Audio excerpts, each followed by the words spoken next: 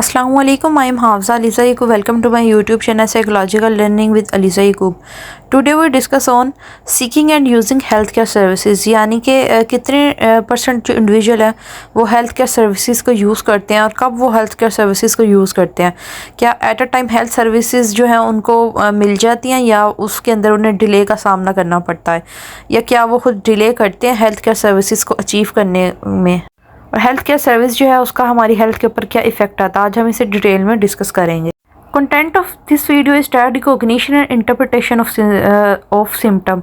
Symptom को किस तरह से रिकॉग्नाइज किया जाता है, किस तरह से इंटरप्रेट किया जाता है कि इसके लिए हेल्थ केयर सर्विस की ज़रूरत है या नहीं है।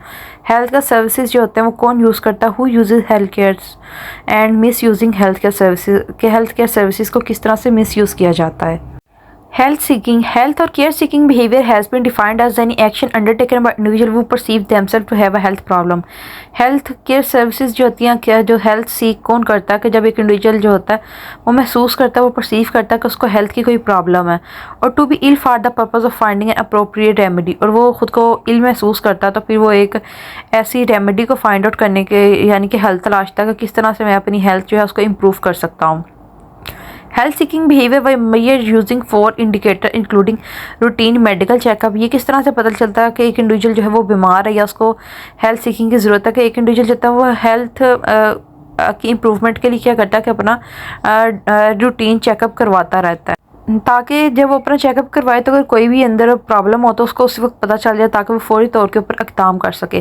प्रेफरेंस देता है वो हेल्थ केयर की फैसिलिटी को, admission while having health problem, और क्या करता है refusal to health services while ill. The concept of health seeking behaviour has been used widely as a framework in health care system. Many article or journal has mentioned it as an action which an individual makes a decision making to find a sport to complete his personal need that is related to illness condition। यानी कि एक जो individual है किस तरह से health care जो होती है या हेल्थ सर्विस होती है, जो केयर सर्विस होती है, किस तरह से वो सीख करता है कि वो अपना रूटीन चेकअप जो होता है वो करवाता रहता है। उसके ज़रिए उसको फौरी तौर पे पता चलता है कि उसको कौन सी प्रॉब्लम का जो है वो सामना करना पड़ता है, जिसकी बिना के ऊपर जो है वो हेल्थ केयर सर्विसेज को यूज़ करता है। जब एक इंडिविजुअल अपना जो है वो चेकअप वगैरह करवाता रहता है तो इससे क्या होता है, कोई उससे डिजीज़ नहीं हो पाती, यानी अगर उससे कोई भी मसला होता है तो फौरी तौर के ऊपर उसे पता चल जाता है और उसका वो हल निकाल लेता है। Healthy people 2030 focus on improving health care quality and make health care अगर अच्छी हो एक इंडिविजुअल की तो उससे क्या होता है, उसकी जो जहनी सेहत होती है वो भी अच्छी होती है और उसकी जो क्वालिटी ऑफ लाइफ होती है वो भी इम्प्रूव होती है। अब हेल्थ केयर को सीख करने के अंदर इंपॉर्टेंट रोल होता है डिफरेंट फैक्टर्स का, यानी कि इस डिज़ीज़ की सीवियरिटी कितनी है। इतनी ज़्यादा सीवियरिटी है कि हॉस्पिटल के अंदर जाके एडमिट होया जाए, या वैसे भी जो है रूटीन चेकअप करवा के मेडिसिन के ज़रिए ट्रीट हो सकता है। एजुकेशन लेवल क्या होता है कि इंडिविजुअल की वो क्या डिज़ीज़ को अंडरस्टैंड कर पा रहा है या नहीं। एक इंडिविजुअल की जो इनकम है वो कितनी है, क्या वो इतनी जो हेल्थ केयर के लिए उसको जितनी पैसे चाहिए क्या उसके पास इतनी उसकी इनकम है, इनकम के अंदर से उसका इतना वो बजट निकल रहा है क्या।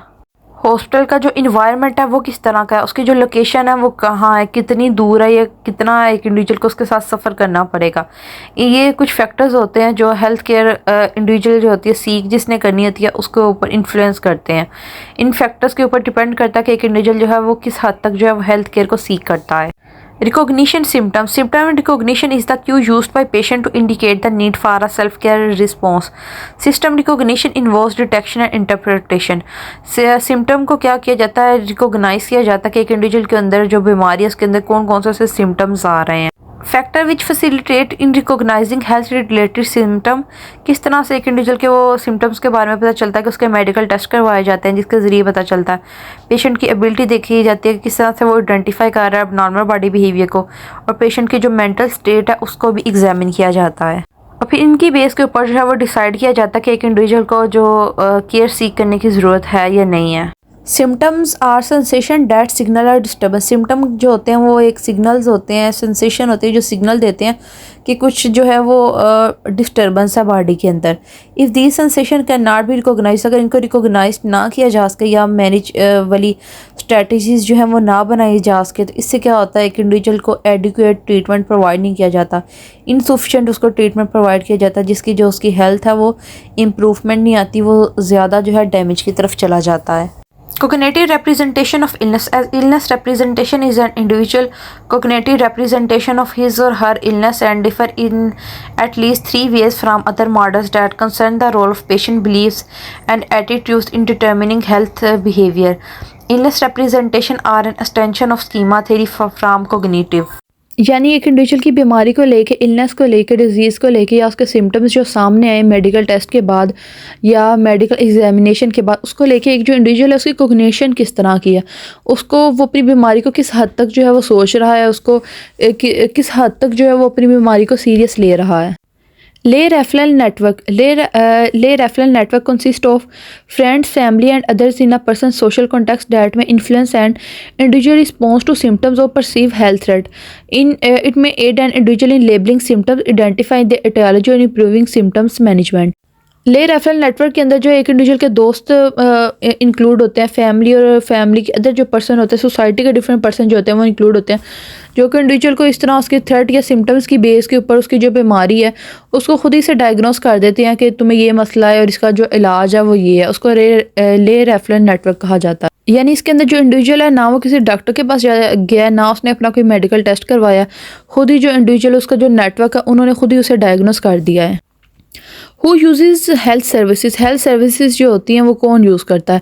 हेल्थ सर्विसेज सर्व पेशेंट, फैमिलीज, कम्युनिटीज़, पॉपुलेशन जो होती हैं वो यूज़ करती है। पेशेंट जो होती हैं, कम्युनिटी होती हैं वो यूज़ करती हैं। दे कवर एमरजेंसी सिचुएशन इसके अंदर इंक्लूड होती है। रिहेबिलिटेशन सेंटर्स इंक्लूड होते हैं, हॉस्पिटल और डिफरेंट जो होम केयर क्लिनिक्स होते हैं वो इसके अंदर इंक्लूड होते हैं। जो इंडिविजुअल मेडिकल ट्रीटमेंट को मेंटेन करते हैं तो उससे क्या होता है, उसकी जो क्वालिटी ऑफ लाइफ होती है वो इम्प्रूव होता है, उनकी लाइफ के अंदर जो होता है वो बैलेंस मेंटेन होता है, उसकी जो फिज़िकल वेलबींग होती है वो इम्प्रूव होती है। मिस यूजिंग हेल्थ सर्विसेज एक होती है कि हेल्थ सर्विसेज को यूज़ कौन कौन कर रहा है और किस तरह से हेल्थ सर्विस को यूज़ किया जा रहा है।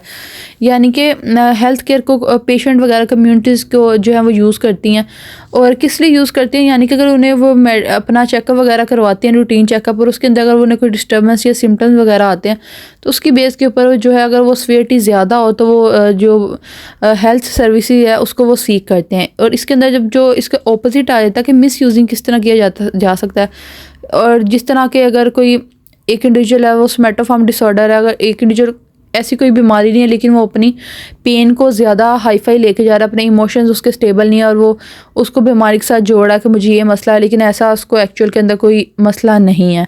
और सेकेंडली जो है वो ऐसे इंडिविजुअल आते हैं जो कि लेट जाते हैं, उन्हें हेल्थ केयर या सर्विसेज की ज़रूरत होती है लेकिन वो उसको गेन नहीं करते, वो जाके हेल्थ सर्विसेज को जो है वो एक्वायर नहीं करते। अब इसके अंदर डिफरेंट वजूहात आ जाती हैं। फर्स्टली कि वो इतना अपनी बीमारी को सीरियस ही नहीं लेते, उनका जो कोग्निटिव होता है, उनका स्कीमा होता है वो इतना नहीं बना होता, उनको नहीं इस तरह लग रहा था कि उनकी जो बीमारी है वो इस लेवल की है कि उनको ये जो हेल्थ सर्विसेज को वो उन्हें अटेन करना चाहिए, उसे वो हासिल करना चाहिए। इसके अलावा वो अंदर एक प्रॉब्लम आ जाती है कि अगर उन्होंने अपनी कोई अपॉइंटमेंट डॉक्टर के पास ली हुई है और डॉक्टर के पास जो है वो ऑलरेडी पहले से इतने ज़्यादा क्लाइंट पेशेंट्स वगैरह मौजूद हैं कि उन्हें जो है वो जल्दी टाइम नहीं मिल पा रहा, जिसकी वजह से वो उनकी जो हेल्थ है उसके अंदर और ज़्यादा डैमेज आ रहा है। उम्मीद है आपको वीडियो पसंद आई होगी। Like the video and subscribe the channel. Thank you so much. Thank you for watching.